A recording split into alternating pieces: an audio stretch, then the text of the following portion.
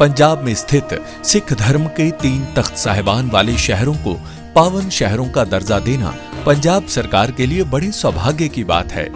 ये शहर है श्री अमृतसर साहिब, श्री आनंदपुर साहिब और तलवंडी साबो।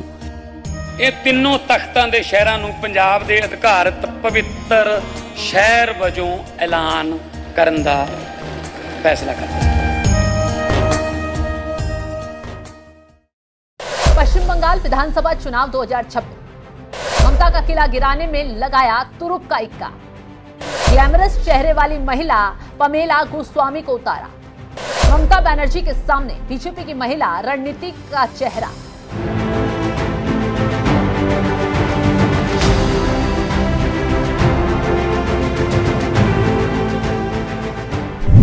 नमस्कार, स्वागत है आपका। मैं हूं आपके साथ शबनम। पश्चिम बंगाल विधानसभा चुनाव 2026 की बरसात पिच गई है। चुनाव होने में भले ही 2 से 3 महीने बाकी, लेकिन चुनाव में बीजेपी और टीएमसी दोनों ने अपने तरकश से सारे तीर धीरे धीरे निकालने शुरू कर दिए। विधानसभा चुनाव में जहां सियासत सिर्फ सत्ता की लड़ाई नहीं, बल्कि पहचान, प्रतिरोध और प्रतिष्ठा की जंग है, जहां एक और ममता बनर्जी खुद को बंगाल की बेटी कहकर मैदान में उतरी है, तो दूसरी तरफ और बीजेपी पूरी ताकत से उन्हें सत्ता से बेदखल करने की तैयारी में जुट गई है। इस बीच बंगाल की राजनीति में एक नाम तेजी से उभर रहा है।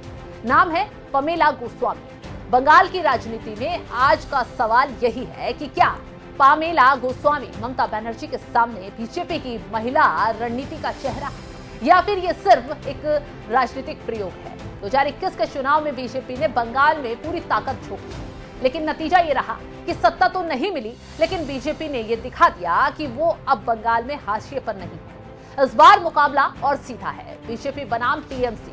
बीजेपी जानती है ममता बनर्जी को हराना आसान नहीं। उनकी सबसे बड़ी ताकत है महिला वोटर, जमीनी पकड़, बाहरी बनाम बंगाली नैरेटिव। और शायद इसी वजह से बीजेपी अब उसी मैदान में उतर रही है। तो महिला नेतृत्व के साथ पमेला गोस्वामी एक ऐसा नाम जो राजनीति में आने से पहले मॉडलिंग, एयर होस्टेस और फिल्म इंडस्ट्री से जुड़ी रही है। नाम पमेला गोस्वामी, जन्म 14 मई 1993, जन्म स्थान कोलकाता। पिता का नाम कौशिक गोस्वामी, माता का नाम मधुचंदा गोस्वामी। पढ़ाई MBA, भाषा बंगाली, हिंदी और अंग्रेजी। खबरों की माने तो पमेला का करियर शुरू हुआ मॉडलिंग से, फिर वो बनी इंडिगो एयरलाइंस की सीनियर केबिन क्रू।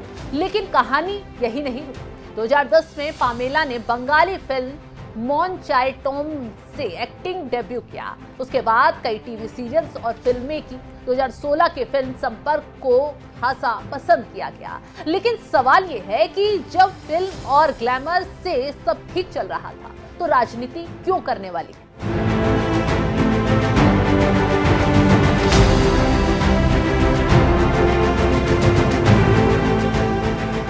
जानकारों और राजनीतिक विश्लेषकों की माने तो जो 2019 के लोकसभा चुनाव का साल था, यही वो साल था जब पमेला गोस्वामी बीजेपी में शामिल हुई। उन्हें पार्टी में लाने वाले तत्कालीन बंगाल बीजेपी अध्यक्ष दिलीप घोष। बीजेपी ने पमेला को सिर्फ पोस्टर गर्ल नहीं बनाया, उन्हें जिम्मेदारी दी।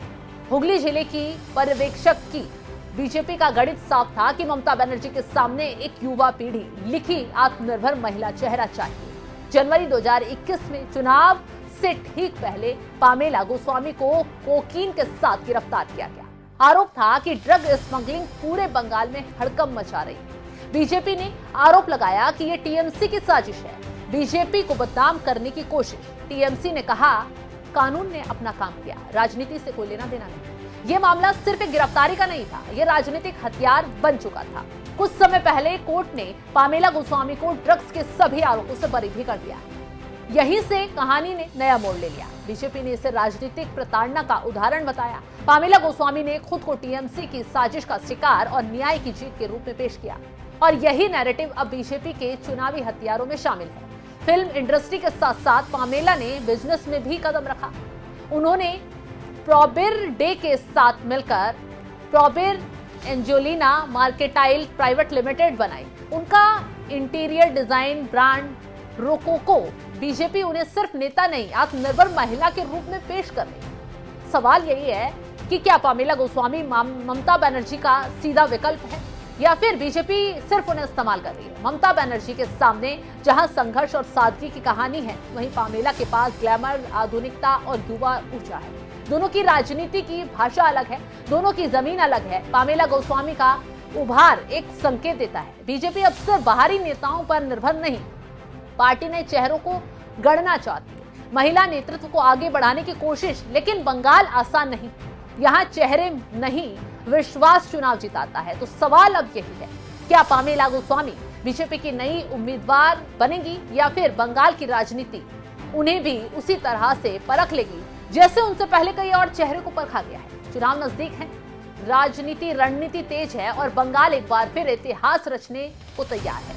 कैमरा बंद होने से पहले सवाल खुला है, क्या ममता को चुनौती का नाम पामेला गोस्वामी है? तो पामेला गोस्वामी को लेकर जो हमने जानकारी आपको दी, उसको लेकर आप क्या कुछ राय रख सकते हैं? कमेंट बॉक्स में जरूर बताएं, क्योंकि क्या पामेला ममता को चुनौती दे पाएंगे? अपनी राय हमें जरूर बताएं। तमाम बड़ी खबरों के अपडेट के लिए आप हमारे साथ जुड़े रहें। नमस्कार।